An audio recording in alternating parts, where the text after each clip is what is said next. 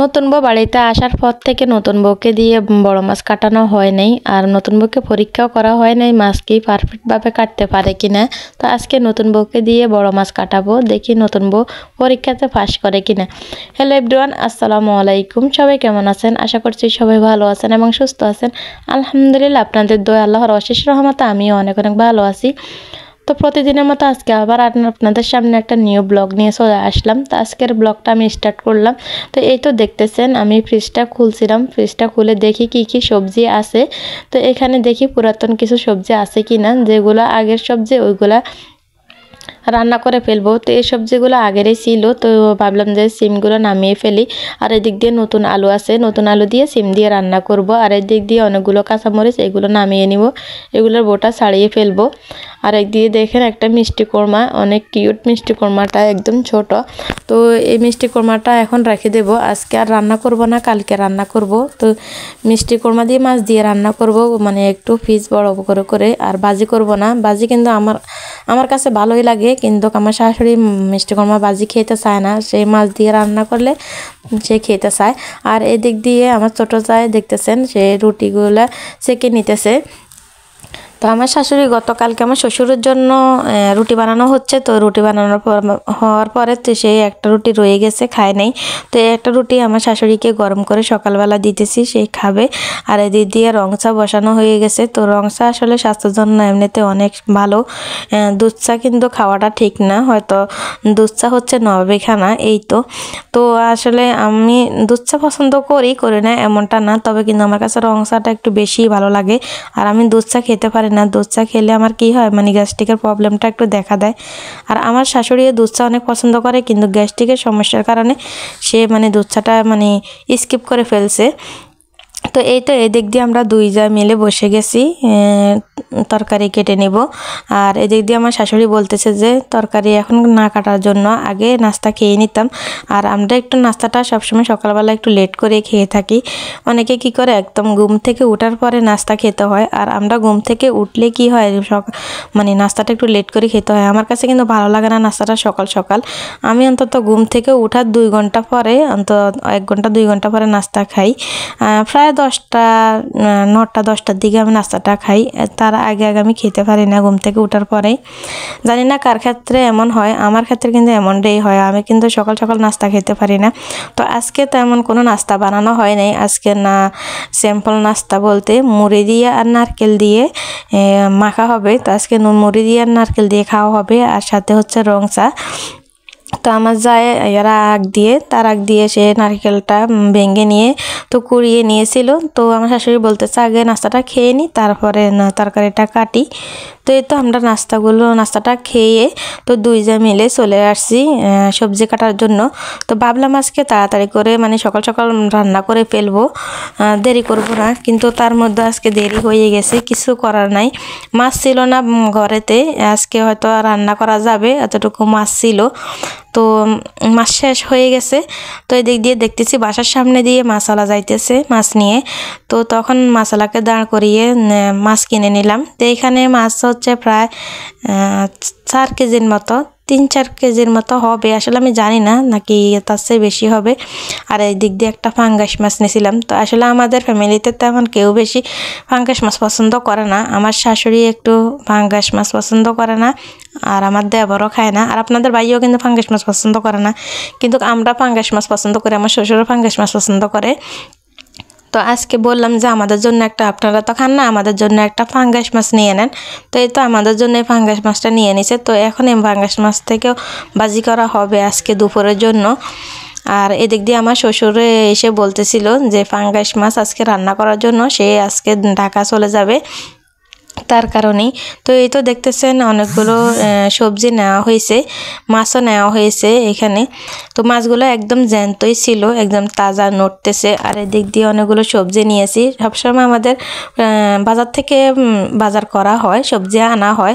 তো আজকে বাড়ির সামনে থেকে যেহেতু চলে আসছে, আজকে বাড়ির সামনে থেকে বাজারগুলো নিয়ে নিছি, যেহেতু আমার শ্বশুরে ঢাকা চলে যাবে, তো বাজার করার মতো এখন কেউ নাই, তো তার কারণে আজকে নিয়ে নিছি। তো এখন দেখলাম যে সবজিগুলো ভালোই ছিল, তো এদিক দিয়ে একটা ফুলকপি নিয়ে নিছি, ফুলকপিটা অনেক সুন্দরই হয়েছিল। আর এদিক দিয়ে 1 কেজি বেগুন নিয়েছিলাম, টমেটো আর মারফা আর আলু এইগুলো নিয়ে নিছি, নতুন আলু। তো নতুন আলু আর পুরান আলুর দাম তেমন একটা ডিফারেন্স না, মাত্র 20 টাকার। নতুন আলু 100 টাকা করে আর পুরান আলু 80 টাকা করে। তো পুরান আলু না নেওয়ার চেয়ে নতুন আলুটাই নেওয়াটাই ভালো। তো এই তো আমার জন্য এদিক দিয়ে আমি মারফা নিয়ে এনেছি, কারণ আমি প্রতিদিন একটা দুইটা মারফা খেয়ে থাকি, তার কারণেই। যেহেতু ডাক্তার আমাকে সাজেস্ট করছে একটু ডায়েটে থাকার জন্য, একটু ওজন কমানোর জন্য। ওজন এমনিতে তেমন বেশি না এখন বর্তমানে, তারপরও মানে একটু সতর্ক।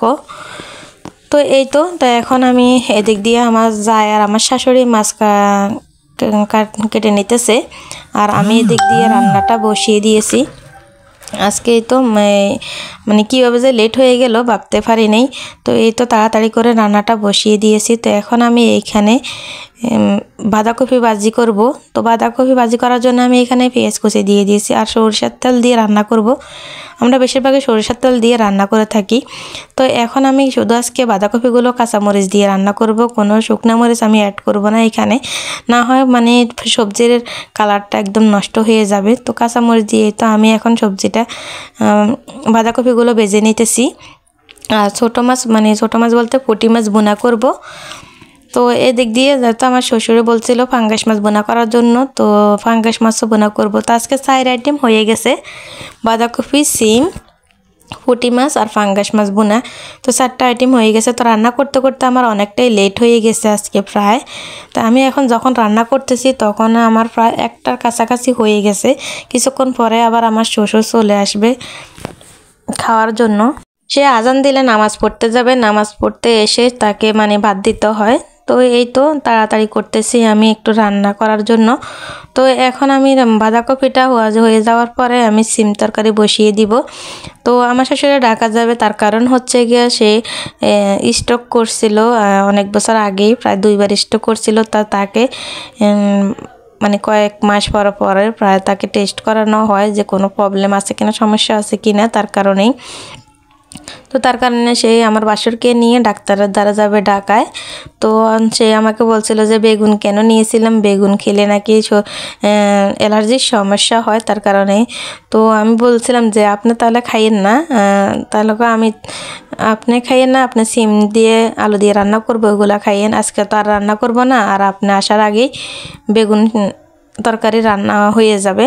তো এই তো এদিক দিয়ে দেখেন কালারটা, সবজির বাঁধাকপি ভাজির কালারটা কত সুন্দর হয়েছে দেখেই বুঝতে পাইতেছেন। আর এদিক দিয়ে তো সিম আলুর জন্য মশলাটা কষিয়ে নিয়েছিলাম, এখন মাছগুলো দিয়ে দিব। তো মাছগুলো একটু ভালো করে কষানো হয়ে যাওয়ার পরে আমি সিমগুলো দিয়ে দিব। তো নতুন বউকে আজকে মাছ কাটতে দিয়ে, তার আগেও দিয়েছিলাম, কিন্তু এত তেলাপিয়া মাছ এত বড় বড় মাছগুলো কাটতে দেওয়া হয় নাই। তো আমার শাশুড়ি মাছ কাটতে গেছিল, তো তাকে আসলে বলতে হয় না, সেও সাথে সাথে গেছিলো মাছ কাটতে। তো আমার শাশুড়ির হাতে একটু সমস্যা দেখা দিছে, তার হাত ব্যথা করায়। তো সেই গেছে মাছ কাটতে হয়ে, তো তাকে দেখাই দিতেছে। আমি আমার শাশুড়িকে বললাম আপনি দেখিয়ে দেন, সাথে বসে সে কাটুক। তো তাকে দেখিয়ে দিতেছে। আসলে কেউ তো মা বাবার কাছ থেকে আর ওইভাবে শিখে আসে না, যেহেতু পড়ালেখা করে। আর মারা কি করে, মেয়েদেরকে কিন্তু ওইভাবে কাজ করতে দেয় না। মারা যদি সারাদিনও কাজ করে তারপরও মানে তারা বিরক্ত হয় না, তারপরও ছেলে মেয়েদেরকে দিয়ে কাজ করায় না, বিশেষ করে মেয়েদেরকে দিয়ে একদমই কাজ কমই করায়। হ্যাঁ, কিছু কিছু মারা আছে মানে তারা একা হলে কাজ করতে দেয়, আবার কিছু মারা আছে সারাদিন কাজ করলো তারা বলে না যে কাজ করার জন্য। তো সে যে তো মানে আসছে আস্তে আস্তে সব কিছু, এক জায়গা থেকে অন্য জায়গায় আসছে, সব কিছুই পারবে, সমস্যা নেই। কারণ এক জায়গা থেকে অন্য জায়গা আসলে এমনিতেই মানুষের কাছে অন্যরকম লাগে, ভয় কাজ করে। তো এই তো তাকে আমরা আসলে ওইভাবে কাজের কোনো চাপ দিই না, প্রেশার দিই না, মানে যা পারে সে তাই করে। তো এই তো এদিক দিয়ে আমি এখন সিমটা বসিয়ে দিয়েছি। সিমটা বসিয়ে দিয়ে তো আমি যখন সিমটা একটু সবজিগুলো ভালো করে কষানো হয়ে যাবে, তারপরে একটু জলের পানি দিয়ে দিব। সরি। জলের পানি দিয়ে দিব একটু কষানো হলে। আর তরকারিটা একটু কষানো বেশি হলে কিন্তু যে আলাদা একটা স্মেল থাকে তরকারির, ওই স্মেলটা চলে যায়। আর একটু জলের পানি কমিয়ে দিলে, কষানো ভালো করে হয়ে গেলে জলের পানি কমিয়ে দিলেই চলে, আর বেশিক্ষণ সময় লাগে না। তো এই পাঙ্গাস মাছগুলো নিয়েছিলাম ভাজি করার জন্য, আর সাথে যে চর্বিগুলো ছিল ওই চর্বিগুলো নিয়ে নিয়েছি, মাছ ভাজির সাথে দিয়ে দিব। আর এই তো আমাদের সিম তরকারি হয়ে গেছে। দেখেন কালারটা কত সুন্দর আসছে, দেখতে অনেক সুন্দর লাগছে, মনে হইতেছে খেতে অনেক মজা হবে।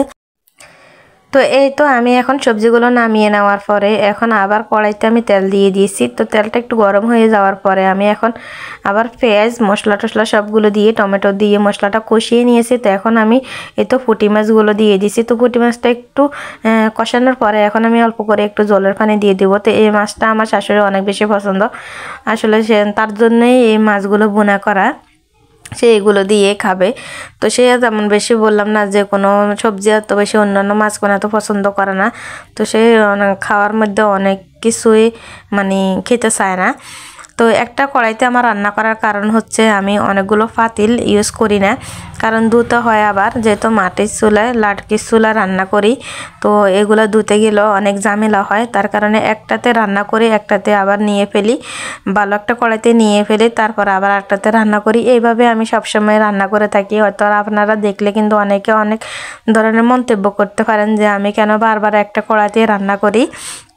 আর এদিক দিয়ে দেখতেছেন ভাতের চুলায় যে ভাতের ফাতিলটা, এটার মধ্যে আমি একটু ছাই মিশিয়ে নিয়েছি, যেহেতু রান্না করার পরে আর মাছতে এতটা কষ্ট যেন না হয়। তো আমার সবগুলো তরকারি রান্না করা হয়ে গেছে, আর শুধু এই মাছ ভাজিটা রয়ে গেছিলো। তো আমি যেহেতু পাতা দিয়ে আগুনটা দিই, তো এক চুলাতে এক চুলাতে রান্না করতে কিন্তু মানে ভালো লাগে না। তো আমি আর এদিক দিয়ে একটু লেটও হয়ে গেছে, তো তার কারণে আমি কি করলাম, গ্যাসের চুলাতে নিয়ে আসলাম। তো গ্যাসের চুলাতে নিয়ে আসা আগে মাছটাকে আমি ভালো করে ফ্রাই করে নিয়েছি। তো ফ্রাই করে নেওয়ার পরে এখন আমি ভালো করে মশলাটা আবার কষিয়ে পুনরায় আমি একদম জলের পানি একটু অ্যাড করে দিয়েছি, আর সাথে টমেটো দিয়ে দিয়েছি। তো এই তো আমার রান্নাটাও মোটামুটি শেষের দিকে চলে আসছে, আর আমি একটু তাড়াতাড়ি করতেছি, যেহেতু আমার শ্বশুর আবার চলে আসবে খাওয়ার জন্য, তো এই কারণে জলদিভাবেই করতেছি। তো এখন আমি একটু এখানে লবণ চেক করব, লবণ সব কিছু পারফেক্ট আছে কি না, ময় মশলা সব কিছু।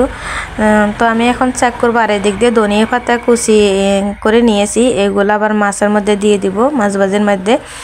আর শীতকালে তো ধনিয়া পাতা দিতে হয়, সুন্দর একটা স্মেল আসে। তো এখন আমি লবণ চেক করছি, সব কিছু পারফেক্ট আছে। আর মাছ ভাজিটা অনেক বেশি টেস্ট হয়েছে, খেতে অনেক বেশি ভালো লাগছে। আর আমার কাছে তো এমনিতে এই মাছটা অনেক বেশি ভালো লাগে, তার কারণে আমার কাছে ভালো লাগবেই। আর যারা পছন্দ করে না তাদের কাছে কিন্তু সুন্দর মতো রান্না করলেও কিন্তু খেতে ভালো লাগে না, আর যারা পছন্দ করে তাদের কাছে তো ভালো লাগবেই।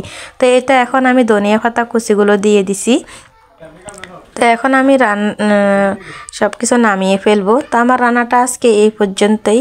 তো সবাই ভালো থাকবেন, সুস্থ থাকবেন, আল্লাহ হাফেজ।